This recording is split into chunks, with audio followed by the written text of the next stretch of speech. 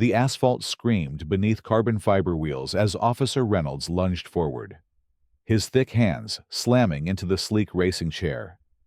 DeMarcus felt the world tilt sideways, gravity claiming his 16-year-old frame as his custom-built racer flipped with a sickening crunch of metal against concrete. The chains came next, heavy and cold, wrapping around the wheels that had carried him to 3 state championships and dreams of Paralympic gold. "What the hell are you doing?" DeMarcus gasped. His palms scraped raw from the fall, his legs twisted awkwardly beneath him. The late afternoon sun cast long shadows across the pristine HOA lake path, the same path he'd trained on every day for the past 2 years. Reynolds didn't answer immediately. His partner, Officer Martinez, circled the overturned chair like a predator examining prey. The radio crackled on Reynolds' shoulder. "Unit 47, what's your status on the disturbance call?" "Apprehended suspect operating street illegal vehicle." Reynolds barked into his radio, never taking his eyes off DeMarcus. "Reckless endangerment, speeding in a residential zone." DeMarcus tried to right himself, muscles straining against the unfamiliar angle. His racing chair lay beside him like a wounded animal, its aerodynamic frame gleaming despite the fresh scratches. "This is my training chair. I'm preparing for state games. I wasn't doing anything wrong." The officers exchanged glances. Martinez stepped closer, his shadow falling across DeMarcus's face. "You were clocked at 35 miles per hour on a pedestrian path. That's reckless operation of a motorized vehicle." "It's not motorized." DeMarcus's voice cracked with frustration and fear. "It's a racing wheelchair. I power it myself. This is where I train every day." 3 hours earlier, the world had been different. DeMarcus had wheeled himself to the lake's edge at exactly 4:15, the same time he'd arrived every weekday for 26 months. Coach Williams sat on the weathered bench near the starting line they'd marked with chalk, stopwatch gleaming silver in his weathered palm. "Ready for your intervals?" Coach had asked, though he already knew the answer. DeMarcus lived for these sessions, for the burn in his shoulders and the wind cutting across his face as the wheels sang their familiar song against the smooth asphalt. The lake path stretched for exactly 2.3 miles around the perimeter, a perfect oval that the Willowbrook Heights HOA had paved with premium asphalt 3 years ago. DeMarcus knew every curve, every slight incline, every place where the morning shadows would fall across the track. He'd logged over 4,000 miles on this path, transforming from a scared kid, learning to navigate his new reality, into a precision athlete whose times rivaled college racers twice his age. 5 sets of 800 meters, Coach Williams had said, clicking his stopwatch. "We're looking for consistency today. Your speed's there, but the Paralympics reward athletes who can maintain pace under pressure." DeMarcus had positioned his hands on the push rims, feeling the familiar texture of the rubber grips against his palms. The racing chair was an extension of his body now, its carbon fiber frame custom-built to match his measurements, its wheels aligned to perfection. When he pushed off for his first interval, the world contracted to nothing but the rhythm of his breathing and the whisper of wheels against asphalt. 32 seconds into his first 800, DeMarcus had settled into his racing rhythm. His shoulders moved in perfect synchronization, his core engaged to maximize power transfer. The speedometer on his chair's dashboard showed 28 miles per hour, building toward his target pace of 32. This was the speed that had earned him 3 gold medals at state championships, the speed that college scouts had timed with admiration, the speed that carried him toward dreams of representing his country on the world's biggest stage. He hadn't seen the patrol car until it was too late. Now, lying on the same asphalt that had been his sanctuary, DeMarcus watched Officer Reynolds pull out a citation book. The man's hands were steady, methodical, as if he'd done this 1,000 times before. DeMarcus Washington. Reynolds read from the driver's license he'd demanded. 16 years old. No vehicle registration for this contraption. Racing chairs don't require registration, DeMarcus said, his voice smaller now, uncertainty creeping in. They're sporting equipment. Martinez laughed, a sound devoid of humor. Sporting equipment doesn't go 35 miles per hour. Kid, this is clearly a motorized vehicle being operated without proper licensing or safety equipment. Coach Williams had been in the restroom when the officers arrived. He emerged now, his face cycling through confusion, recognition, and growing horror as he processed the scene before him. Officers, there's been a misunderstanding. This is DeMarcus Washington. He's training for the state Paralympic trials. This is a legitimate training session. Reynolds looked up from his citation book, his expression unchanging. And you are? Robert Williams, certified Paralympic coach. I can show you my credentials. And I can explain exactly what I see. Reynolds interrupted. Is an unlicensed minor operating a dangerous vehicle at excessive speeds in a residential area. Your credentials don't change the law. Coach? The citation book snapped shut with finality. Martinez reached for his baton, tapping it against his palm as he studied the overturned racing chair. This thing's going to have to be impounded as evidence. Evidence of what? Coach Williams stepped forward, his voice rising. Evidence that a Paralympic athlete was training for competition. Evidence that a young man was pursuing his dreams. The baton came down hard against the racing chair's frame. The sound was like a gunshot echoing across the lake, followed by the musical chime of carbon fiber cracking under pressure. DeMarcus cried out, as if the blow had landed on his own body. Evidence of reckless operation of a motorized vehicle, Martinez said, raising the baton again. This time, he aimed for the wheels, the precision-engineered components that had cost Coach Williams 3 months of his teacher's salary to purchase. The spokes buckled under the impact, their perfect alignment destroyed in an instant. DeMarcus tried to crawl toward his chair, his legs dragging uselessly behind him. Please, stop, that chair cost $15,000. It's custom-built for my measurements. You can't. The third blow shattered the gear system, sending small titanium components scattering across the pavement like broken glass. Martinez smiled as he delivered the final strike to the frame itself, splitting the carbon fiber down its length with a crack that seemed to echo forever. Reynolds pulled out a different citation book, this one thicker, more official.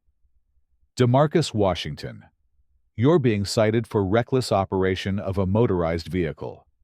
$3,000. Failure to register said vehicle. $500. Operating without proper safety equipment. $250. Disturbing the peace. $150. The numbers felt surreal. Impossible. DeMarcus stared at the ruined remains of his racing chair, his mind struggling to process the magnitude of what had just happened. That chair had been his ticket to the Paralympics, his pathway to a college scholarship, his method of proving that his disability didn't define his limitations. $3,900 total. Reynolds continued. Payable within 30 days, or a warrant will be issued for your arrest.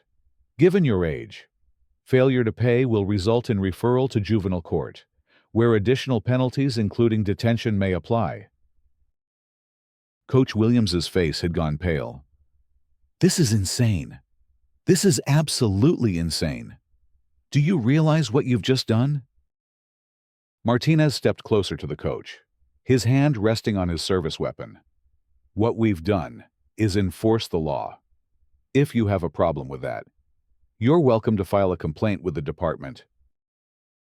I'll do more than file a complaint, Coach Williams said, his voice shaking with rage. This is police brutality. This is destruction of property. This is... This is what happens when people think the rules don't apply to them. Reynolds interrupted. He looked down at DeMarcus, still lying beside the wreckage of his dreams. Maybe next time you'll think twice before turning a residential area into your personal racetrack. The officers walked away without helping DeMarcus to his feet, without offering to call for medical assistance, without any acknowledgement that they had just destroyed the most important thing in a 16-year-old's life. Their patrol car pulled away slowly, deliberately, leaving behind the acrid smell of exhaust and the sound of DeMarcus's quiet sobbing. Coach Williams knelt beside his athlete, his hands hovering uncertainly over the broken frame. "DeMarcus, I'm so sorry. I should have been here. I should have stopped them." DeMarcus wiped his eyes with the back of his hand, leaving streaks of dirt and tears across his cheeks. "It's gone. Coach, everything we worked for, 3 years of training, and it's just gone." The lake continued its eternal cycle, water lapping against the manicured shoreline with the same rhythm that had provided soundtrack to thousands of training sessions. But the sound felt different now, hollow and mocking, a reminder of what had been lost. Coach Williams pulled out his phone, his fingers trembling as he scrolled through his contacts. "I'm calling the newspapers. I'm calling the State Athletic Commission. I'm calling everyone I know. This isn't over. DeMarcus, what they did here today, this isn't the end of your story." But even as he spoke the words, Coach Williams felt the weight of reality settling around them like quicksand. DeMarcus had been 3 weeks away from the state Paralympic trials. His times had been improving every session, his technique refined to near perfection. College scouts had been making inquiries, and there had been whispers about potential national team consideration if he could post competitive times at the state level. All of that felt impossibly distant now, as remote as the Paralympic village itself. Custom racing chairs took months to build and cost more than most families earned in a year. The state trials wouldn't wait for a new chair to be constructed, and even if they could find the money somehow, DeMarcus would need weeks to adjust to new equipment, to rebuild the muscle memory that connected him to his racing chair, like a neural pathway. As Coach Williams helped DeMarcus into his everyday wheelchair, retrieved from the trunk of the coach's sedan, neither of them noticed the small drone hovering silently above the tree line on the far side of the lake. Neither of them saw the camera lens zooming in on the wreckage, recording everything with crystal clarity. The drone belonged to Channel 7 News, deployed as part of a human interest segment about local athletes preparing for state competitions. Reporter Sarah Chen had been planning a feel-good story about DeMarcus's journey from a scared kid adjusting to life in a wheelchair to a nationally ranked Paralympic hopeful. Instead, she had inadvertently captured something far more significant. 3 miles away, in the Channel 7 newsroom, Sarah stared at her monitor in disbelief. The footage was clear, undeniable, devastating. She watched Officer Martinez's baton destroy the racing chair frame by frame, noting the precision with which he targeted the most expensive components.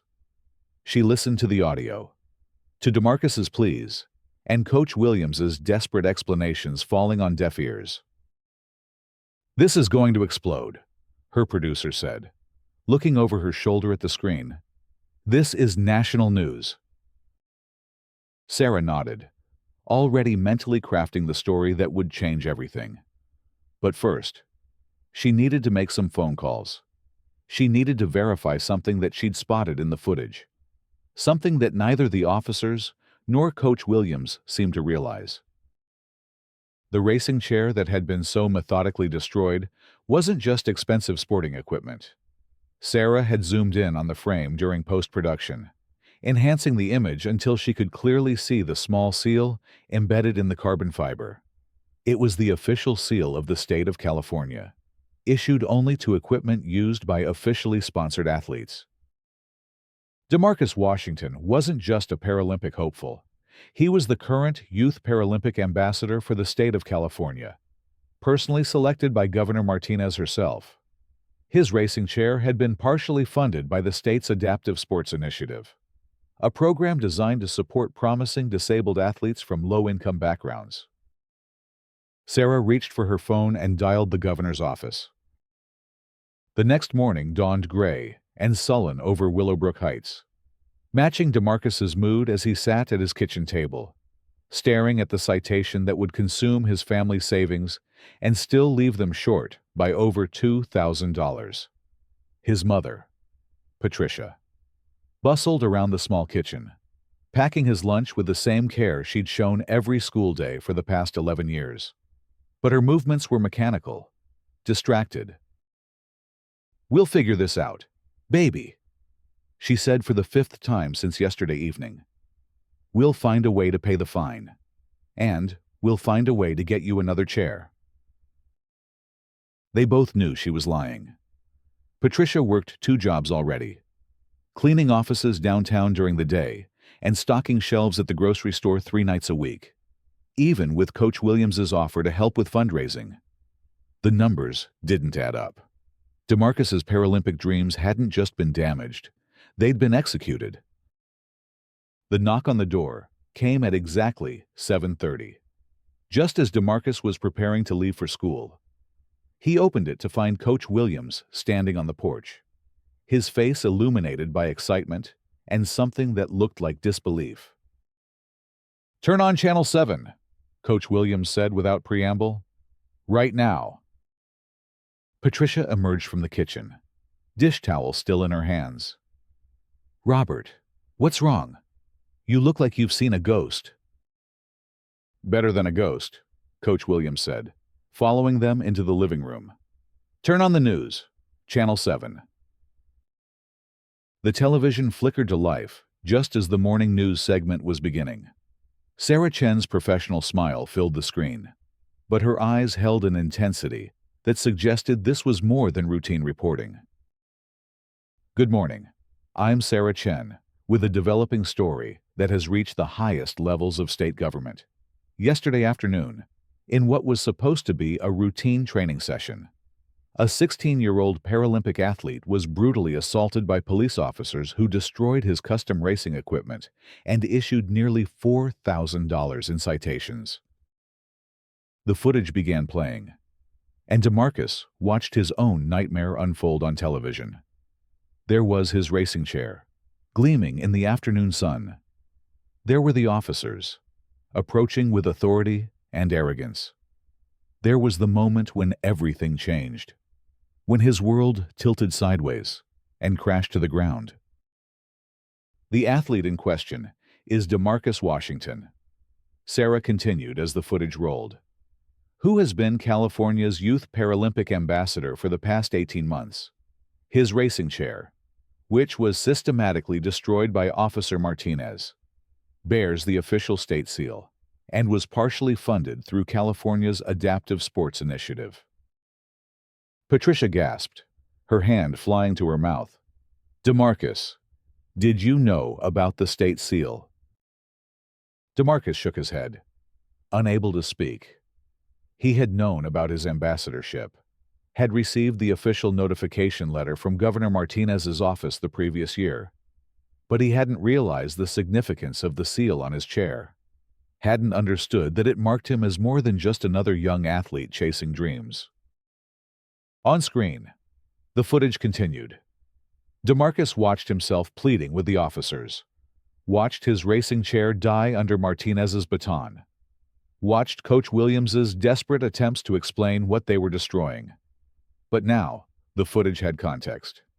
Now it told a larger story about institutional power and systemic abuse. "We've received confirmation from the governor's office," Sarah continued, "that both officers have been placed on administrative leave pending a full investigation. Governor Martinez has scheduled a press conference for this afternoon, where she's expected to address what she's calling an unconscionable abuse of power." The phone began ringing immediately. The first call was from DeMarcus's aunt in Sacramento, who had seen the news and wanted to know if he was okay. The second was from a reporter at the Los Angeles Times.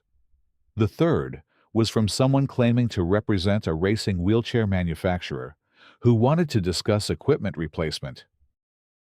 Coach Williams answered the fourth call, and his expression shifted to something approaching reverence.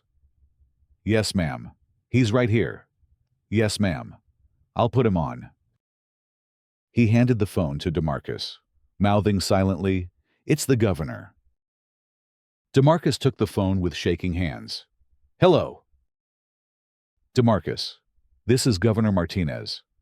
I want you to know how deeply sorry I am for what happened to you yesterday. What you experienced was not just wrong. It was a betrayal of everything our state stands for." The governor's voice carried the weight of authority, but also genuine warmth. DeMarcus had met her once, at the ceremony where he'd been named Youth Paralympic Ambassador, but he hadn't expected her to remember him personally. "I want you to know that this situation will be fully addressed." Governor Martinez continued, "The officers involved will face appropriate consequences. More importantly, I want to make sure this doesn't derail your Paralympic aspirations. We're going to get you a new racing chair, and we're going to make sure nothing like this ever happens again." DeMarcus found his voice finally. "Thank you, Governor. I just want to get back to training. The state trials are in 3 weeks." "I know they are, and you're going to be ready for them. I have a pep rally scheduled for this evening at the State University. It's supposed to be about supporting our Paralympic athletes as they prepare for competition. I'd like you to be there. DeMarcus, I think the people of California need to see what real courage looks like." The pep rally was held in the university's main gymnasium, with over 5,000 attendees packed into the bleachers. DeMarcus sat on the platform beside the governor, still in his everyday wheelchair, still processing the surreal turn his life had taken in the past 24 hours. The crowd included Paralympic athletes from across the state, their coaches, families, and supporters. But it also included reporters, politicians, and activists who had come to witness what everyone sensed would be a historic moment. Governor Martinez approached the podium with the bearing of someone who had made difficult decisions before. "Ladies and gentlemen, we are here tonight to celebrate the courage, determination, and athletic excellence of California's Paralympic athletes. But before we look forward to their upcoming competitions, I need to address something that happened yesterday that stands in stark contradiction to everything we claim to value." The gymnasium fell silent. Even the youngest children in the audience seemed to sense the gravity of the moment. Yesterday afternoon, a 16-year-old athlete was brutally assaulted by police officers while training for state Paralympic trials. His custom racing equipment was systematically destroyed, and he was issued nearly $4,000 in citations for the crime of pursuing excellence. The governor gestured toward the large screen that had been set up behind the podium. "I want everyone to see exactly what happened. I want you to understand what we're fighting against when we talk about institutional racism and abuse of power." The footage began playing, and 5,000 people watched in horrified silence as DeMarcus's racing chair was destroyed. The audio was crystal clear, amplified through the gymnasium sound system. Every word of the officer's contempt, every sound of carbon fiber cracking under the baton, every note of DeMarcus's desperate pleas echoed through the vast space. When the footage ended, the silence stretched for nearly 30 seconds. Then someone in the bleachers began clapping slowly, deliberately. The applause spread through the gymnasium like wildfire, building to a thunderous ovation that seemed to shake the building itself. Governor Martinez waited for the applause to die down before continuing. "The officers responsible for this assault have been arrested and charged with destruction of property, assault, and civil rights violations. The private security company that employed them has had all state contracts terminated, effective immediately." Another wave of applause rolled through the gymnasium. But punishment for wrongdoing is only the beginning. The governor continued. We must also ensure that DeMarcus Washington's Paralympic dreams remain intact.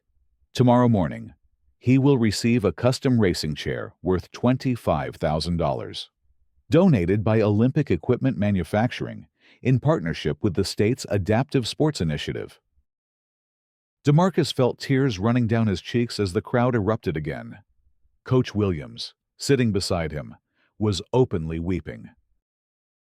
Furthermore, Governor Martinez said, raising her voice to be heard over the applause, the Willowbrook Heights Homeowners Association will be constructing a new adaptive sports training facility on the lake property where DeMarcus was attacked. The track will be called Victory Loop, and it will be open to all disabled athletes free of charge. The gymnasium exploded with cheers and applause that lasted for over 5 minutes. DeMarcus looked out at the sea of faces, seeing Paralympic athletes he'd only dreamed of meeting, coaches who had trained Olympic champions, families who understood the particular challenges of pursuing athletic excellence with a disability. When Governor Martinez invited him to the podium, DeMarcus hesitated. Public speaking had never been his strength.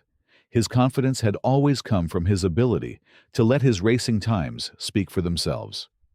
But looking out at the crowd, feeling their support and energy, he found words he didn't know he possessed. 3 days ago, I thought my Paralympic dreams were over, he began, his voice strengthening as he spoke. I thought that hatred and ignorance had won, that I would never again feel the joy of racing at full speed around the lake, where I learned to believe in myself. The gymnasium was absolutely silent now, every person hanging on his words. But I've learned something important in the past 24 hours. Dreams don't die when people try to destroy them. They grow stronger. They become more important. They become symbols of everything that's possible when good people refuse to accept injustice. DeMarcus paused, looking out at faces that reflected his own determination back at him. In 3 weeks, I'm going to compete in the state Paralympic trials. I'm going to race on my new chair. And I'm going to post times that honor everyone who stood up for me when I couldn't stand up for myself. And when I cross that finish line, I'll be carrying the hopes of every athlete who has ever been told they don't belong, every person who has ever been underestimated because of their disability or their race or their circumstances. The standing ovation lasted for nearly 10 minutes. Athletes poured out of the bleachers to surround DeMarcus's wheelchair, forming a circle of solidarity and support that made the gymnasium feel like a cathedral of human potential. 3 weeks later, DeMarcus lined up at the starting line of the state Paralympic trials, his new racing chair gleaming under the morning sun. The custom carbon fiber frame was even more advanced than his previous chair, with aerodynamic improvements that had already shaved precious seconds off his training times. Coach Williams stood beside the starting line with his stopwatch. But he wasn't the only one timing DeMarcus's race. College scouts from across the country had made the trip to watch him compete, drawn by the story of his resilience as much as his athletic ability. National team coaches sat in the bleachers, taking notes and comparing times to international standards. The starter raised his pistol, and the familiar pre-race quiet settled over the track. DeMarcus felt his heart rate slow, his breathing deepen, his focus narrow to the ribbon of asphalt stretching ahead of him. This was the moment he had trained for, dreamed of, nearly lost, and fought to reclaim. The gun fired, and DeMarcus exploded from the starting line with a power and precision that surprised even himself. His shoulders moved in perfect rhythm, his core engaged to maximize every ounce of force transfer. The new chair responded to his movements like an extension of his nervous system, translating his will into speed with unprecedented efficiency. By the first turn, DeMarcus had already established a commanding lead. By the backstretch, He was on pace to break the state record that had stood for 6 years. As he entered the final turn, Coach Williams was jumping up and down beside the track, his stopwatch forgotten in his excitement. DeMarcus crossed the finish line with a time that not only broke the state record, but qualified him automatically for the National Paralympic Trials. As he coasted to a stop, he was immediately surrounded by competitors, coaches, officials, and reporters, all wanting to congratulate him and capture his reaction. But DeMarcus's first thought wasn't about his time, or his newfound fame, or his Paralympic prospects. His first thought was about the lake where he had learned to race, where his dreams had been broken and rebuilt, where a new track called Victory Loop now welcomed young athletes who needed to believe that their disabilities didn't define their limitations. 6 months later, DeMarcus stood on the medal podium at the Paralympic Games in Paris, gold medal heavy around his neck, national anthem playing as his flag was raised to the top of the pole. In the stands, Coach Williams wept openly, while Patricia screamed herself hoarse with pride.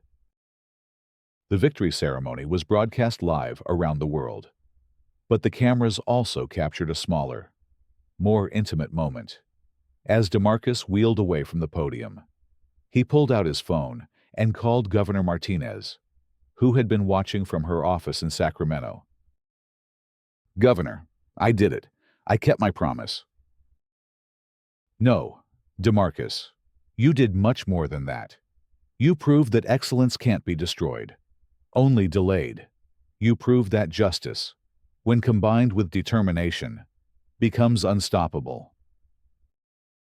When DeMarcus returned to California, he was greeted at the airport by hundreds of young athletes, many of them in wheelchairs, all of them carrying signs and banners celebrating his victory.